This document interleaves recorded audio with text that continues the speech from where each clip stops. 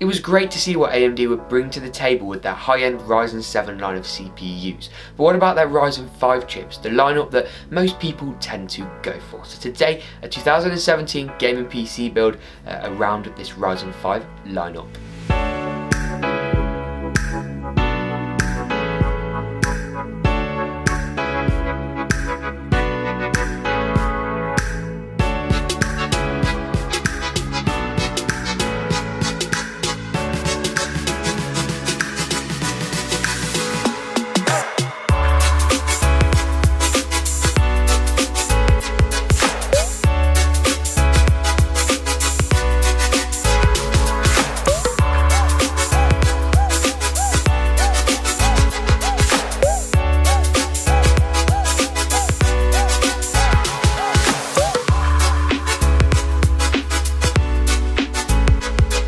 If you've watched my build guides before, you'll know that I first start off with a rundown of the parts I chose and why, and then I also do some benchmarks at the end so you can see what kind of real world performance you can be expecting. So if you'd like to skip to the benchmark section, head to this time code here, and I'll also leave the link in the description below. But let's kick it off with the CPU I chose and why.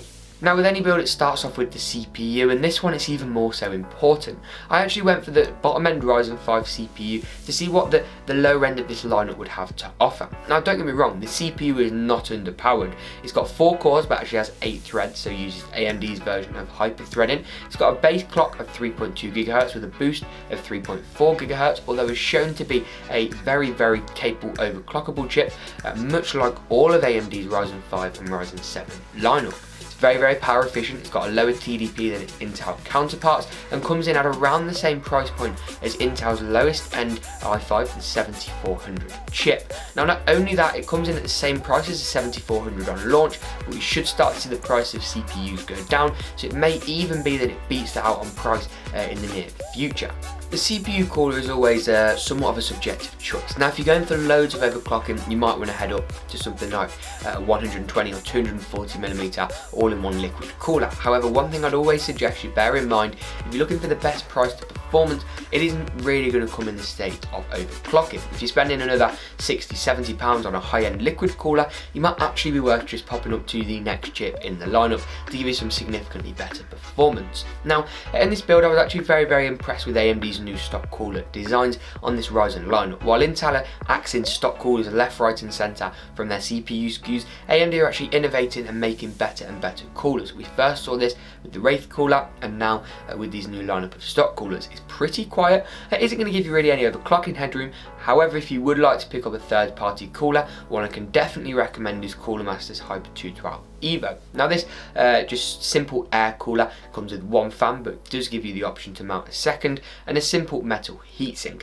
It's inexpensive, comes in at around £25, $25, and much like all of the parts, I'll link them in the description below. You don't need to buy that CPU cooler for this build, but it is a nice addition, certainly. For the motherboard, you've actually got a bit more freedom when it comes to the AMD Ryzen lineup. If you do want to overclock, you need to go for either the X370 lineup of motherboards or B350 lineup of motherboards in order to access the overclocking functionality of Ryzen. Now I actually went for MSI's Carbon X360, the Gaming Pro Carbon motherboard, for a few reasons. Now even if you're not going to overclock, going for a higher end motherboard isn't necessarily a bad thing. You get a better feature set, a better I/O, wider support for SLI and Crossfire, better support for different storage mediums. This board, for example, has 2 M.2 slots on it. You get a really good I/O, you get advanced features such as onboard LEDs that can be changed to whatever colour. You've also got on this motherboard an RGB LED header, so you can plug in LED strips directly to the motherboard and control them all through one centralised suite like you can do with Asus's Aura software with their motherboards. It's a really great idea and a lovely motherboard at that. Going for a slightly higher end motherboard with Ryzen is also quite something to bear in mind because of the great upgrade paths of Ryzen. Whilst if you buy an i5 from Intel, if you did want to step up then to something like the 6800K, you'd need a new motherboard. With AMD it's all one socket, it's all that AM4 socket, so if you want to upgrade later on to a Ryzen 7 CPU, you can actually stick with the same motherboard, and if you're going to be using Ryzen 7 CPUs, I definitely recommend the X370 chipset. This higher end chipset is also going to see slightly better stability and better testing for longer periods of time, but it is up to you, and if you did want to save some money, I would suggest the B350 chipset is worth a look. RAM is a component that sparked quite the controversy with these Ryzen chips. With Ryzen 7, people are having difficulty with higher clocked RAM. With Ryzen 5, it hasn't seemed to have been quite so much of an issue.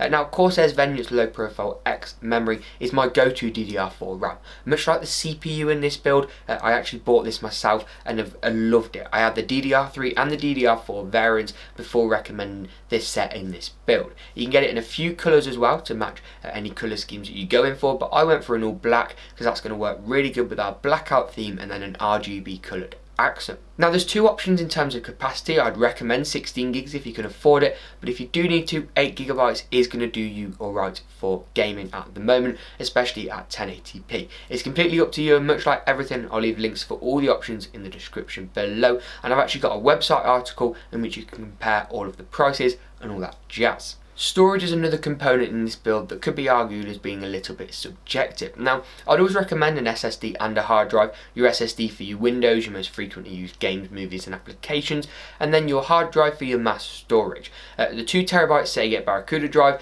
tends to be a little bit cheaper than Western Digital's alternative, which is a direct competitor, and just is super reliable from my experiences. I have about 4, 5, 6 of these drives and not one of them has failed on me yet. However, hard drives do have higher failure rates naturally than SSDs, so don't just store everything you've ever cherished on this drive and expect it to be okay for the next 20 years, because that's not going to happen.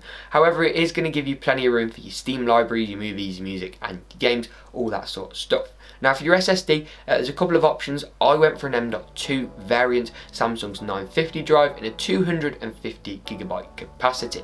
For some, they may want to head up and get the 500 gig instead, which is going to give you more room for your Windows operating system and your most frequently used files, that kind of thing. If you want to save some money, you can drop down to their 2.5-inch drive on the SATA 3 protocol instead. It's entirely up to you, but I will leave my recommended sort of choices in the description below.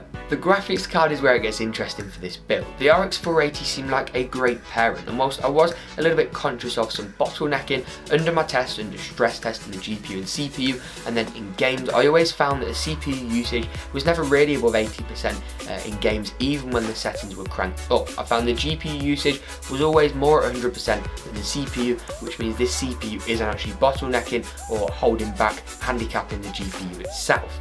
Now, many of you may have realised that AMD just released the 500 series of GPUs literally 2 days ago. Thanks AMD. Anyway, the RX 480 that I've gone for here is a really solid choice, and a lot of them are actually on sale now with the release of the 500 series. For those of you that aren't aware, whilst they did release a new 500 series, they're actually just rebadged 400 series. The same GPU, slightly different clock speeds, slightly different coolers. There isn't really much that's been differed there. So even if you head up to the 500 series of cards, you aren't going to see any even tangible performance difference because it's a rebranded card. It's essentially the RX 480 and an RX 570 or RX 580 shell. So don't get too conscious and worried about that, and don't wait and hang around for stock on those new 500 cards. For the case, this is another one that's up to you, but I would recommend wholeheartedly NZXT's S340. Like other components in this build, I bought it myself, so me saying that is not tied to any relationship with NZXT, it's more just a personal preference. Now, many people underestimate the case for a few reasons. Not only does this look fantastic, it comes in a range of colours: black and blue, black and red, black and black, black and green Razor Edition. You can also get it with a tempered glass side panel, the NZXT S340 Elite if you wish. It's just a load of options and is a phenomenal case. It is a dream to build in. It makes things easy, it makes cable management easy. I just can't praise this case enough. The window's fantastic as well for looking at your build, and also gives you enough of a border around the outside to hide any LED strips or cables that you might want to. Overall, I've been very impressed and can see why this thing is so popular. If I have to recommend a case, it's this one. It isn't too expensive, it isn't too cheap either. You're just getting a really nice balance between looks, aesthetics, build quality, and also the price you pay. Next up is the last mandatory part, the last one you need for your PC to work, and it's the power supply. Now, some people go, oh well, this build says it only consumes 420 watts of power, 450 watts will do me fine. And that's just sadly not how it works. And then you get other people that take it to the other extreme, 1500 watts.